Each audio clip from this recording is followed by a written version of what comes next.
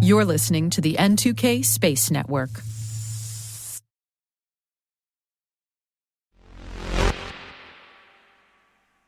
Scrub. Such an odd word to use for what is a postponement or delay. It can also be used in the past tense to mean a complete cancellation, such as, that launch was scrubbed. It is likely to date back to the Navy missions that preceded NASA and from which much of its history comes. Back then, flights were written on a chalkboard so that any mission that was no longer happening could be scrubbed off that list. It's also a guy that thinks he's fly, if you're of a certain age. T-minus 20 seconds to LOS speed rest. Go for deploy. Today is August the 8th, 2023. I'm Alice Carruth and this is T-minus.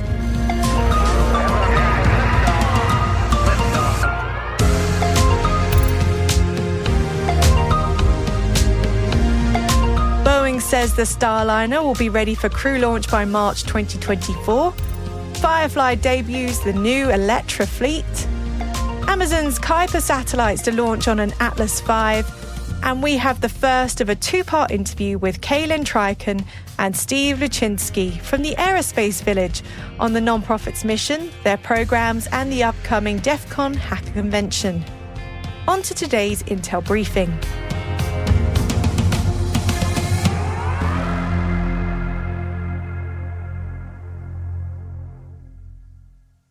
NASA and Boeing held a joint conference yesterday to provide an update on Starliner.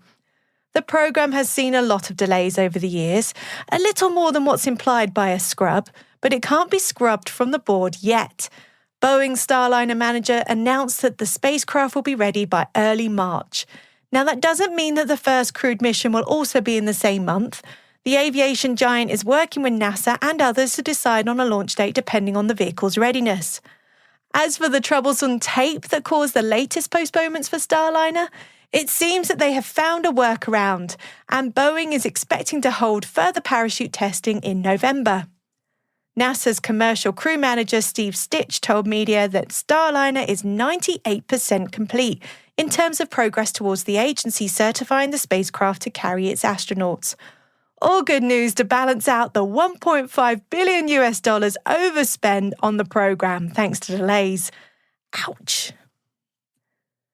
And speaking of delays to launch, Amazon says that they're switching out rockets for the first liftoff of their Kuiper satellites to avoid those pesky problems. The company plans to launch the first two prototypes of their Internet satellites on an Atlas V rocket from the United Launch Alliance. Amazon had previously announced that they had booked flights with the first ULA Vulcan launch, and before that they'd booked flights with ABL. Amazon says the move is to avoid further delays to the rollout of the Kuiper constellation, with half of their planned 3,200 satellites needing to be in orbit by 2026. Now, if you've got kids of a certain age, like I have, then you've probably heard them talk about Elytra wings in Minecraft. The name actually comes from beetle wings, and apparently from fireflies, so it's an apt name for Firefly's new orbital vehicles. The space transportation company has announced an expansion of its on-orbit services with its new Elytra fleet. Firefly Aerospace CEO says, "Our robust vehicle line gives us a unique advantage to quickly launch, deploy and service satellites on orbit in response to dynamic changes in space." Elytra's first mission is planned for next year and will launch on Firefly's Alpha rocket. Q2 continues to see good financial results across the board, with Redwire being the latest to share their updates. The space infrastructure company says that they've nearly erased net losses from the second quarter. Redwire brought in $60.1 million in second quarter revenue, up 64% from the same time a year ago. Its backlog of contracted orders increased nearly 70% year over year to over $272 million from $162 million a year prior. Shares in the company have climbed up 70% this year. Now, what happens when you merge a satellite giant with an even larger broadband company? A behemoth, of course. We see dollar signs in the future for Dish and EchoStar remerger. as the two were under the same stock some 15 years ago. The all-stock deal is a strategically and financially compelling combination that is all about growth and building a long-term sustainable business, according to the chairman of both Dish and EchoStar. At the time of the announcement, EchoStar had a nearly $2 billion market value, while Dish's market value was just above $4 billion. The National Oceanic and Atmospheric Administration, also known as NOAA, Office of Commercial Remote Sensing Regulatory Affairs, has modified the operating licenses of multiple commercial satellite systems. The license conditions had previously restricted the operations of commercial satellites, preventing them from offering their full remote sensing capabilities to the public. NOAA Administrator Rick Spinrad said that NOAA is fulfilling the commitment made to the industry in 2020 regulations, which stated these temporary restrictions would last no more than 3 years. And 3 years later, we lifted them. US capabilities lead the world in this important market, and this licensing change will maintain that lead. The first to take advantage of the modified rules is Umbra, who have shared a 16-centimeter resolution synthetic aperture radar image, calling it the highest resolution commercial satellite image ever released. The UK Space Agency has announced the recipients of the first phase of its £20 million international bilateral fund investments. The funding is aimed at helping UK organisations link up with the US, Canada, Australia, Japan, India, Singapore, South Africa, and more to form collaborations that will progress space research and catalyse investment in new technologies. The International Bilateral Fund is the agency's first fund dedicated to building and strengthening international relationships to help advance the island nation's goals in space. Each recipient will receive up to £75,000 of the initial £2.1 million pot. The full list of winning partnerships can be found on our show notes at space.n2k.com. And we'll wrap up today's Intel briefing with a series of stories across the Asia-Pacific region. Japan's government has chosen Warpspace for an SBIR project focused on creating interoperable optical communication modems and routers for satellites. Warpspace, a private Japanese company, is developing an inter-satellite laser communication system. This move bolsters Japan's position in the niche but critical area of inter-satellite optical links, a field where both Europe and the US are heavily investing. Warpspace's CEO emphasised their selection as a major vote of confidence, preparing the company to compete globally with made-in-Japan technology. Pale Blue, a Tokyo-based company specialising in water-based propulsion systems, has partnered with South Korea's Yonsei University. This collaboration will supply the resistor-jet propulsion system for 2 6U satellites from the university, facilitating formation flying and enabling advanced laser communications testing. The thrusters offer an eco-friendly solution, exempt from regulatory challenges. Sang-Young Park from Yonsei and Yun Asakawa from Pale Blue expressed their enthusiasm for this venture, highlighting the significance in promoting sustainable space technologies. Pale Blue's strategy focuses on strengthening Asian partnerships and globally promoting their innovative propulsion solutions. This deal also comes during a period of warming relations between South Korea and Japan, a historically tense geopolitical partnership since the Japanese imperialist occupation in the early 20th century. Growing economic and political aggression from China in both the space economy and elsewhere has pushed South Korea and Japan closer than ever. Eutelsat and a Trychon subsidiary are collaborating to boost satellite services over Asia. The partnership involves Eutelsat leasing 50% capacity of a forthcoming software-defined satellite, increasing its Asia coverage by 50 gigabytes per second. Set for delivery in 2027, this advanced geostationary satellite positioned at 119.5 degrees east will enhance connectivity across the entire Asian region. Both CEOs highlighted the strategic nature of this deal, anticipating continued growth and collaboration in the Asian space market. And for our last story from Asia, Thailand is fast-tracking a spaceport feasibility study, leveraging its equatorial location for optimal rocket launches. With 2 suitable coastal sites, the nation aims to capitalise on space tourism and related industries. This move positions Thailand as a potential leader in South Asia's growing space economy. And we've left you 3 additional stories in the selected reading section of the show notes. The first is an analysis and trends report from Astralytical on global launches so far in 2023. The second is an opinion piece on lunar business opportunities. And the third is a short update from the Space Development Agency on a mission expansion in North Dakota. You can find the links in our show notes at space.n2k.com.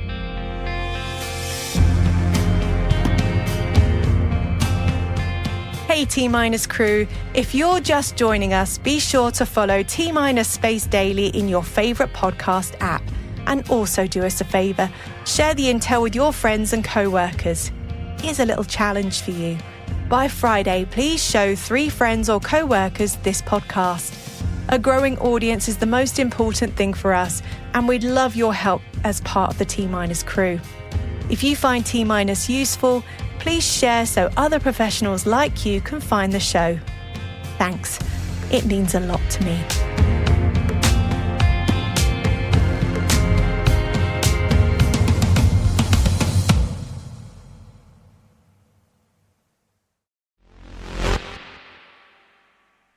We have the first of a 2-part interview with Kaylin Trychon and Steve Luczynski from the Aerospace Village on the nonprofit's mission, their programs, and the upcoming DEF CON Hacker Convention. I'm Kaylin Trychon. I am the Director of Communications for the Aerospace Village.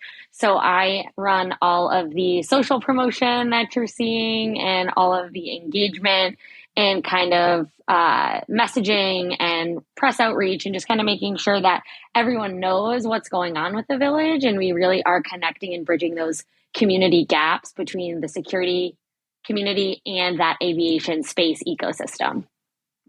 Awesome. Thank you, Kaylin. And Steve, you're a friend of the show. And for those who may not know you, would you mind introducing yourself as well?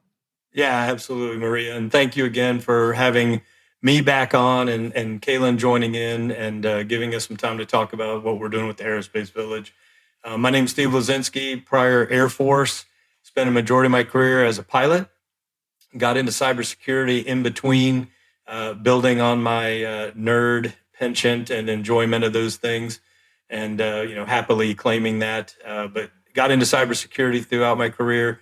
Last few years in the Pentagon, really getting to focus on aviation cybersecurity. And then even as I went in the private sector as a CISO, working at CISA, the agency, and as a consultant now, being connected to aviation cybersecurity as the village was forming back in 2019 and becoming the Aerospace Village, where I helped out as the deputy executive director, was the director for a little while, and now I'm the board chairman on the nonprofit side. So helping make those connections and building the partnerships that our team then executes and puts on these amazing events.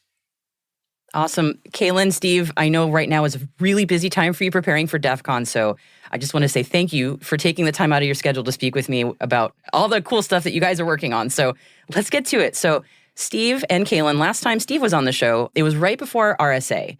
I'd love to know how the sandbox went, all the cool things that went on. Unfortunately, I was not there, so I missed it. So selfishly, I'm asking for me, what did I miss out on? Yeah, absolutely. So RSA, that is DEF CON's one of our big feature key events. RSA is right up there with it. It's a different audience.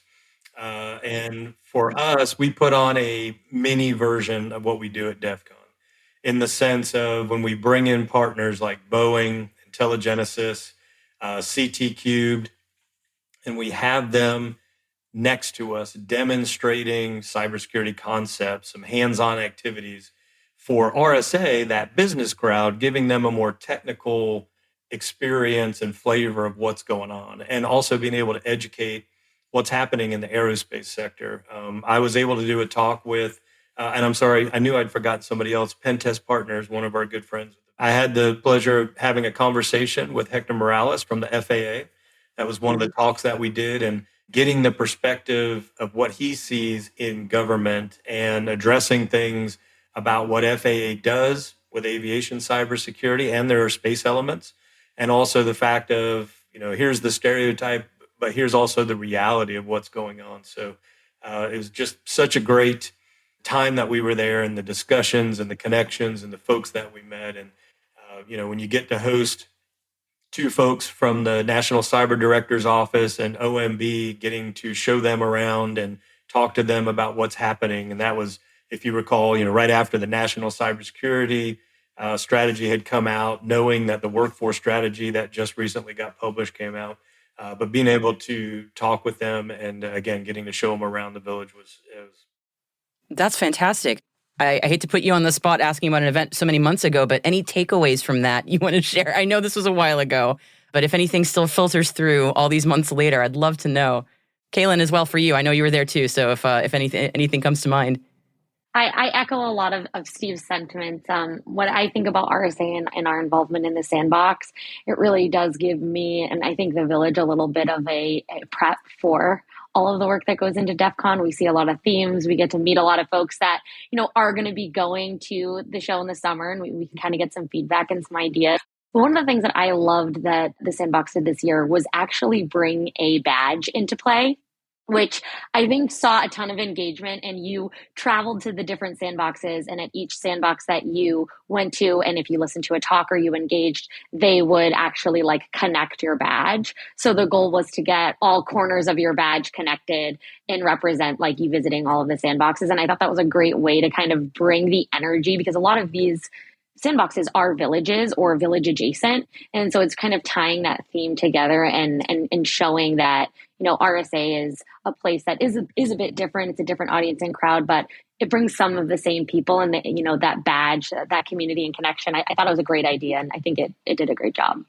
That DEF CON badge culture to RSA, that's really clever. Yeah. It is a fun, blinky toy, but the grown adults who are like, yes, I want one. Yes, please make it light up and do things.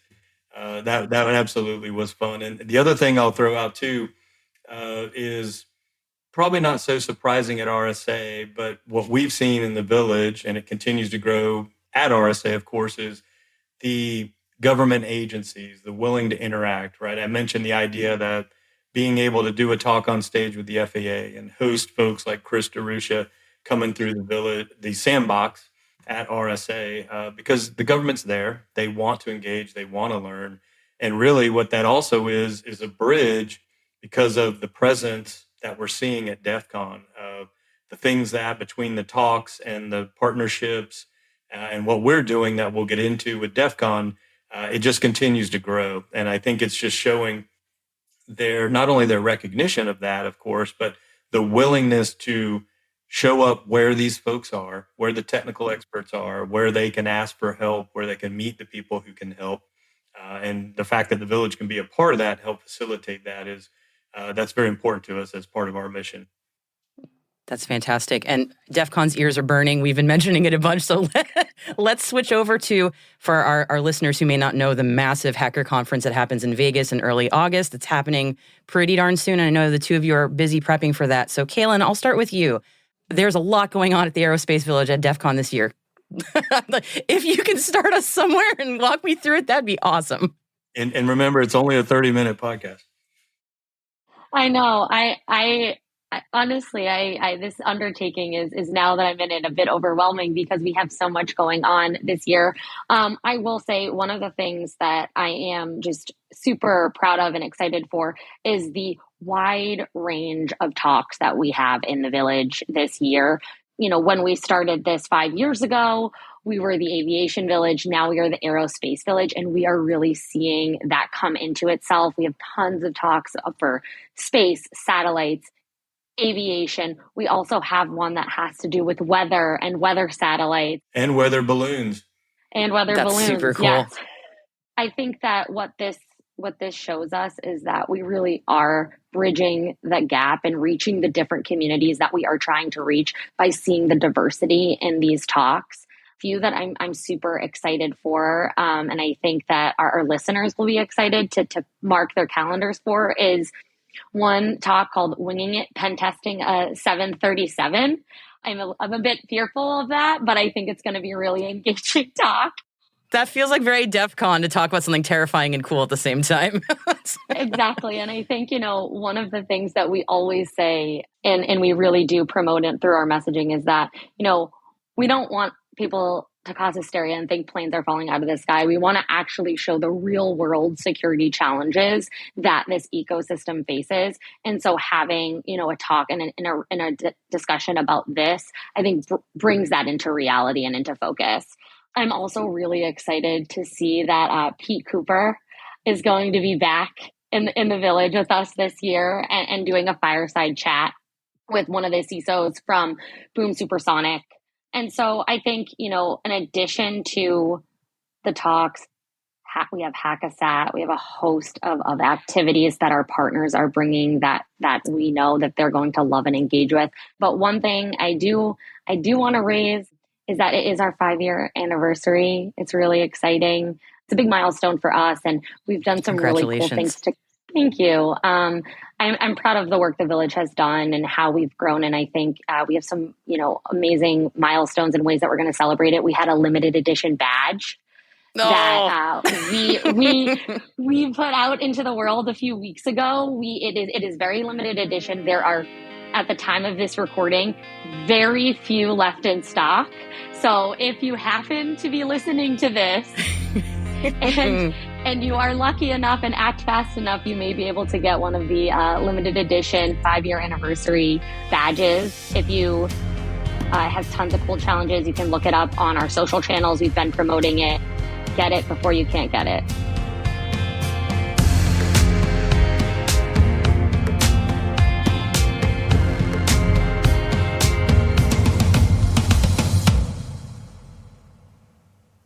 We'll be right back. Welcome back. Is it a bird? Is it a plane? It's not Superman, and apparently it's not a meteor either. Imagine you're in Melbourne, Australia, enjoying the night air when a fireball descends across the sky.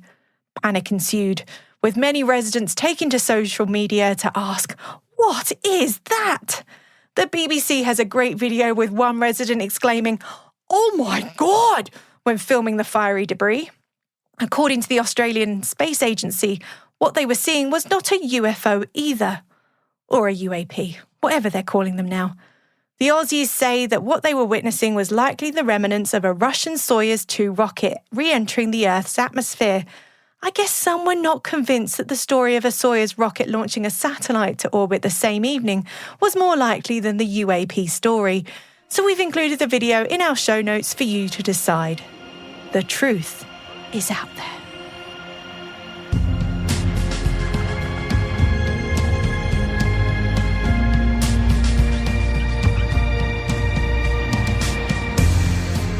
That's it for T-Minus for August the 8th, 2023. For additional resources from today's report, check out our show notes at space.n2k.com. We're privileged that N2K and podcasts like T-Minus are part of the daily routine of many of the most influential leaders and operators in the public and private sector, from the Fortune 500 to many of the world's preeminent intelligence and law enforcement agencies. This episode was mixed by Elliot Peltzman and Trey Hester, with original music and sound designed by Elliot Peltzman. Our executive producer is Brandon Karth, our chief intelligence officer is Eric Tillman, and I'm Alice Carruth. Thanks for listening.